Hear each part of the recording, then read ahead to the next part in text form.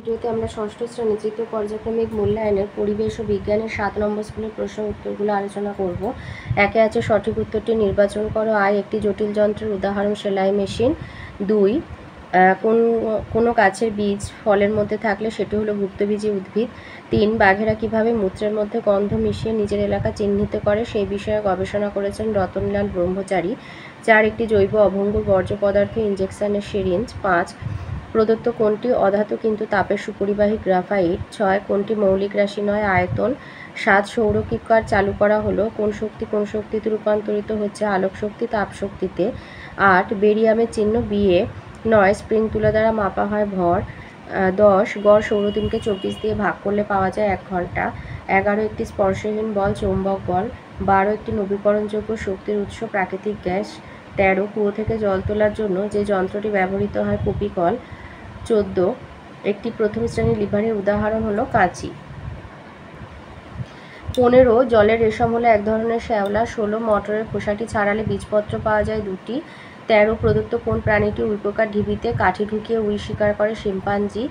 18 মৌমাছি নাচের ভাষা আবিষ্কার করেন কার্ল ফন ফ্রিস। 19 প্রদত্ত কোনটি চিকিৎসা সংক্রান্ত বর্জ্য তুলো।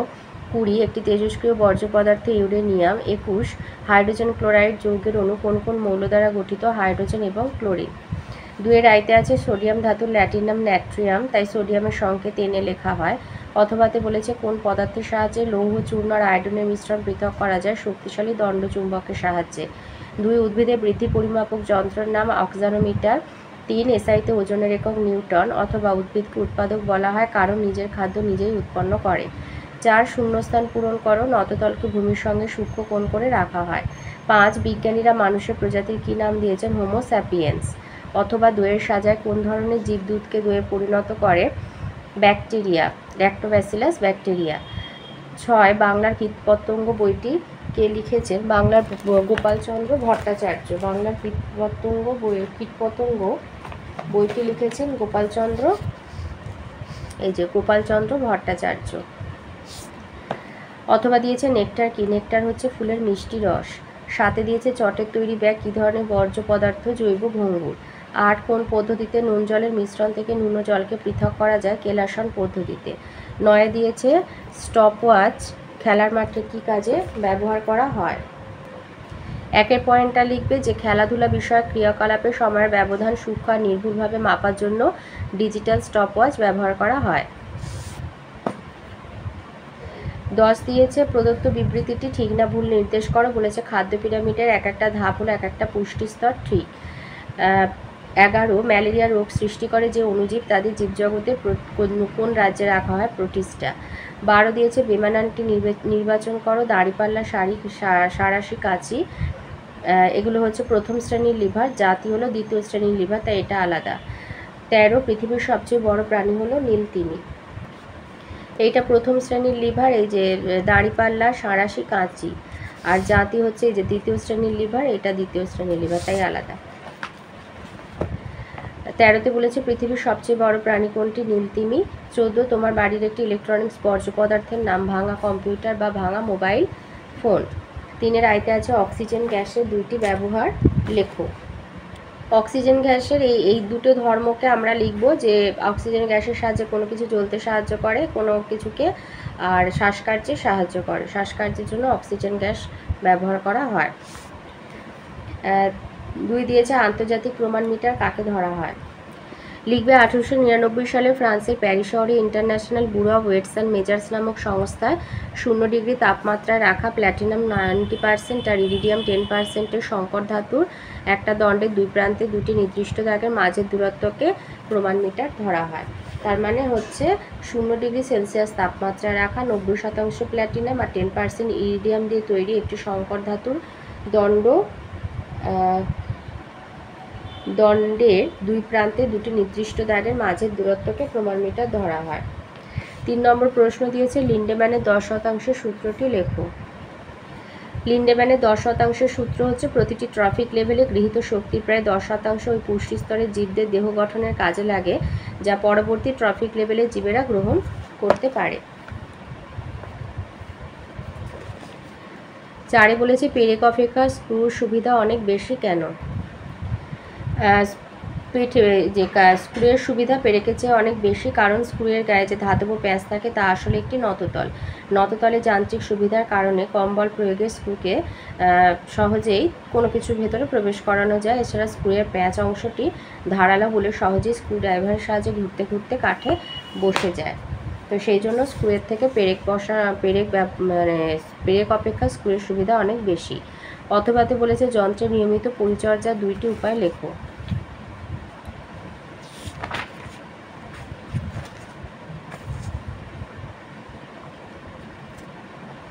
যন্ত্রের পরিচর্যার 2টো উপায় হচ্ছে ব্যবহার না হওয়া অবস্থায়, বিশেষ করে দীর্ঘ সময়ের জন্য অব্যবহৃত থাকলে যন্ত্রকে অবশ্যই ঢাকা দিয়ে রাখা প্রয়োজন। 2 হচ্ছে কাজের পর যন্ত্রকে নিয়মিত পরিষ্কার করে রাখা আবশ্যক। আর 3 যন্ত্রকে অবশ্যই কোনো পরিষ্কার স্থানে ধুলোবালি ও আর্দ্রতা থেকে যতদূর সম্ভব মুক্ত রাখা দরকার।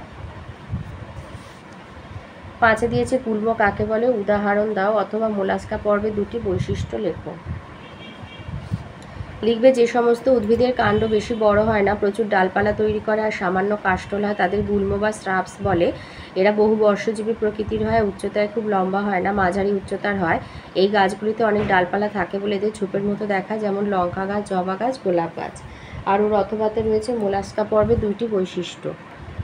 মোলাস্কা পর্বের বৈশিষ্ট্য একটা হচ্ছে দেহ নরম খণ্ডকবিহীন হয়, দেহ ম্যান্টল নামক বিশেষ পর্দা দ্বারা আবৃত থাকে। আর 2 হচ্ছে নরম দেহের বাইরে বা ভিতরের দিকে চুন জাতীয় পদার্থ ক্যালসিয়াম কার্বনেট নির্মিত খোলক থাকে। 6 দিয়েছে শ্রমিক মৌমাছির 2টি কাজ লেখো। শ্রমিক মৌমাছির 1 নম্বর কাজ হচ্ছে মৌচাক তৈরি করা এবং মৌচাক কখনো ক্ষতিগ্রস্ত হলে মেরামত করা। 2 ফুল থেকে নেকটার বা মিষ্টি রস সংগ্রহ করে তা থেকে মধু তৈরি করা। 7 দিয়েছে তুমি কিভাবে তোমার চারপাশে যে কোনো একটি বর্জ্য পদার্থকে আবার কাজে লাগাতে পারো। যেমন হচ্ছে আনাজের খোসা ও পচা ফল বাগানে গর্ত করে তার মধ্যে রেখে কম্পোস্ট সার তৈরি করা যায়। আনাজের খোসা গবাদি পশুর খাদ্য হিসাবে ব্যবহার করা যেতে পারে। 2 হচ্ছে প্লাস্টিক বোতল ও খালি রিফিল, প্লাস্টিকের বোতলের গায়ে পেনের রিফিলগুলোকে লাগিয়ে সুন্দর পেনদানি তৈরি করা যায়। 4 আয়তে দিয়েছে যোজ্যতা কাকে বলে আর হাইড্রোজেন সালফাইড যৌগে সালফারের যোজ্যতা কত? হাইড্রোজেন সালফাইড যৌগে সালফারের যোজ্যতা হলো 2। যোজ্যতা কাকে বলে? কোনো মৌলের পরমাণুর অপর কোনো মৌলের পরমাণুর সঙ্গে যুক্ত হয়ে যৌগ গঠন করার ক্ষমতাকে যোজ্যতা বলে, যেমন অক্সিজেনের যোজ্যতা 2। 2 দিয়েছে বৃদ্ধির হার বলতে কি বোঝায়, মিটারের একটি উপগুণিতক একক লেখো। বৃদ্ধির হার বলতে কি বোঝায়? একক সময়ে কোনো জীবে যে পরিমাণ বৃদ্ধি হয় তাকেই বলা হয় বৃদ্ধির হার। যদি টি সময়ে x পরিমাণ বৃদ্ধি হয় তবে একক সময়ে বৃদ্ধির হার হবে x/t। আর ওর সাথে আছে মিটারের একটি উপগুণিতক একক লেখো। মিটারের একটি উপগুণিতক একক হচ্ছে ডেসিমিটার। 1 মিটার সমান ডেসিমিটার। এইটা হচ্ছে মিটারের একটি উপগুণিতক একক হলো ডেসিমিটার। অথবাতে দিয়েছে একটি ফুটবলের উপরিতলের ক্ষেত্রফল তুমি কিভাবে নির্ণয় করবে। তো কোনো ফুটবলের উপরিতলের ক্ষেত্রফল পরিমাপ করার সূত্র হচ্ছে ক্ষেত্রফল সমান পাই ইন্টু ব্যাস ইন্টু ব্যাস। এবারে কিভাবে করবে, ব্যাস পরিমাপের জন্য ফুটবলটিকে একটি টেবিলের ওপরে রাখতে হবে। তারপরে 2 হচ্ছে 2টি কাঠের বা ধাতব ব্লককে ওই টেবিলের ওপরে এমনভাবে বসাতে হবে যাতে তাদের পৃষ্ঠতল বলটির 2 বিপরীত পৃষ্ঠ স্পর্শ করে থাকে। 3 এই অবস্থায় ব্লক দুটির নিচের প্রান্তদ্বয় বরাবর স্কেলটিকে রাখা হলো। 4 2টি ব্লকের প্রত্যেকটি যে প্রান্ত বলটির কিনারা স্পর্শ করে অবস্থান করছে তাদের অবস্থানের পার স্কেলের সাহায্যে নির্ণয় করতে হবে। আর নির্ণীত পার দুটির পার্থক্যই হবে ফুটবলটির ব্যাসের পরিমাণ। এইভাবে ব্যাস নির্ণয় করে আর ক্ষেত্রফল সমান এই পাই ইন্টু ব্যাস এই সূত্রতে ব্যাসের মানটা বসিয়ে তোমার ফুটবলের উপরিতলের ক্ষেত্রফল নির্ণয় করতে হবে। 3 দিয়েছে স্থিতি ও গতি বলতে কি বোঝায়, ঘর্ষণের ফলে বস্তুর কী ধরনের পরিবর্তন হয়। ঘর্ষণের ফলে বস্তুর ক্ষয় হয়। আর 2 আছে স্থিতি ও গতি বলতে কি বোঝায়। লিখবে কোনো বস্তু যদি সময়ের সঙ্গে পারিপার্শ্বিকের সাপেক্ষে তার অবস্থান পরিবর্তন না করে সেই বস্তুকে অচল বা স্থির বস্তু বলে আর তার অবস্থাকে স্থিতি বলে, যেমন রাস্তা, গাছপালা, ঘরবাড়ি, পাহাড় পর্বত ইত্যাদি। আর গতিশীল বস্তু হচ্ছে যে বস্তু সময়ের সঙ্গে পারিপার্শ্বিকের সাপেক্ষে তার অবস্থান পরিবর্তন করে সেই বস্তুকে সচল বা গতিশীল বস্তু বলে আর তার অবস্থাকে গতি বলা হয়, যেমন চলন্ত বাস, আকাশে উড়ন্ত পাখি, জলে থাকা মাছ, গতিশীল ক্রিকেট বল বা ফুটবল ইত্যাদি। 4 দিয়েছে লিভার কাকে বলে, আর দ্বিতীয় শ্রেণীর লিভারের রৈখিক চিত্র অঙ্কন করে বাঁধা বল আলম্ব চিহ্নিত করো। লিভার হলো এক প্রকার সরল বা বক্রদণ্ড, যার মধ্যস্থ একটি স্থির বিন্দুকে কেন্দ্র করে দণ্ডটি অবাধে ঘুরতে পারে এবং দণ্ডের একটা নির্দিষ্ট বিন্দুতে বল প্রয়োগ করে অপর কোনো নির্দিষ্ট বিন্দুতে সক্রিয় বাধা অতিক্রম বা উত্তোলন করা যায়, যেমন কাঁচি, জাতি, চিমটা। আর এই হচ্ছে দ্বিতীয় শ্রেণীর লিভারের ছবি, এই ছবিটাই এঁকে দেবে এবং যেখানে যা আছে সেটাই লিখে দেবে। 5 দিয়েছে ছকের সাহায্যে উদ্ভিদ রাজ্যের শ্রেণীবিভাগ দেখাও। এই হচ্ছে ছকের সাহায্যে উদ্ভিদ রাজ্যের শ্রেণীবিভাগ দেখাও, এইটা পুরোটা যেরকম আছে সেভাবেই হুবহু তুলে দেবে। আচ্ছা, 5 অথবাতে বলেছে ঘাস, গোলাপ আর আম গাছ কোন কোন উদ্ভিদ গোষ্ঠীর অন্তর্গত, তোমার সপক্ষে যুক্তি দাও। ঘাস হলো বিরুৎ জাতীয় উদ্ভিদ, কারণ ঘাসের কাণ্ড নরম, রসালো, কাঠবিহীন ও ছোট প্রকৃতির, যা মাটিতে লতিয়ে চলে। গোলাপ গাছ হচ্ছে গুল্ম জাতীয় উদ্ভিদ, কারণ গোলাপ গাছের কাণ্ড বেশি বড় হয় না, সামান্য কাঠযুক্ত হয়, মাঝারি মাপের ডালপালা সৃষ্টি হয়ে ঝোপঝাড় তৈরি হয়। আম গাছ হলো বৃক্ষ জাতীয় উদ্ভিদ, কারণ আম গাছের আকৃতি দীর্ঘ, গুড়ি, কাষ্ঠল আর প্রচুর শাখা প্রশাখা যুক্ত হয়। 6 দিয়েছে আচরণ বিজ্ঞানে চার্লস ডারউইনের অবদান লেখো। এই যে দুজন আচরণ বিজ্ঞানীর নাম লেখো, তাদের অবদান উল্লেখ করো। দুজন আচরণ বিজ্ঞানী চার্লস ডারউইন আর জন আরিফাবা। তো এই যে চার্লস ডারউইনের অবদান হলেন একজন ইংল্যান্ডের বিজ্ঞানী। তিনি বহু নতুন নতুন জায়গায় গিয়ে সেখানকার পোকামাকড়, পাখি প্রভৃতি জীবদের আচার আচরণ পর্যবেক্ষণ করতেন।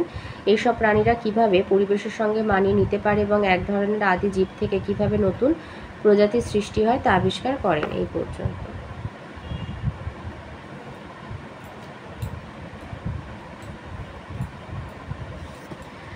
7 দিয়েছে বর্জ্য ব্যবহারের ক্ষেত্রে ফোড়ার পদ্ধতিটি সংক্ষেপে আলোচনা করো।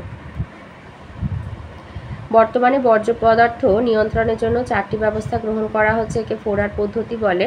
রিডিউস, রিউজ, রিসাইকেল আর রিফিউজ। এক হচ্ছে কমিয়ে আনা, রিডিউস, যে সমস্ত বর্জ্য পদার্থ পরিবেশে জঞ্জাল বাড়ায় সেগুলির ব্যবহার কমিয়ে আনা, যেমন প্লাস্টিক ব্যাগ, থার্মোকল, প্লাস্টিক বোতল প্রভৃতি। 2 হচ্ছে আবার কাজে লাগানো, রিইউজ, পরিত্যক্ত বর্জ্য পদার্থকে আবার কাজে লাগানো হয়, যেমন ধাতব বাসনপত্র, রিচার্জেবল ব্যাটারি, ফল, তরিতরকারির খোসা ইত্যাদি। ফল ও সবজির খোসা, ডিমের খোল, পচা শাকসবজি প্রভৃতি ব্যবহার করে কম্পোস্ট সার বানানো হয়। 3 হচ্ছে পুনর্ব্যবহার করা, রিসাইকেল, ফেলে দেওয়া বর্জ্য পদার্থ থেকে আবার নতুন জিনিস তৈরি করা, যেমন প্লাস্টিক খেলনা, লোহার তৈরি বর্জ্য, কাঁচ, কাগজ, অ্যালুমিনিয়াম, স্টিল, চটের বস্তা প্রভৃতি। 4 হলো প্রত্যাখ্যান করা, পরিবেশকে সুস্থ আর রোগমুক্ত রাখতে কিছু কিছু জিনিস আমাদের কখনোই ব্যবহার করা উচিত নয়, যেমন প্লাস্টিক ব্যাগ, প্লাস্টিক প্যাকেট, প্লাস্টিকের তৈরি বোতল, থার্মোকল প্রভৃতি। তো এই ছিল ষষ্ঠ শ্রেণীর তৃতীয় পর্যায়ক্রমিক মূল্যায়নের পরিবেশ ও বিজ্ঞানের 7 নম্বর স্কুলের প্রশ্নের উত্তরগুলো।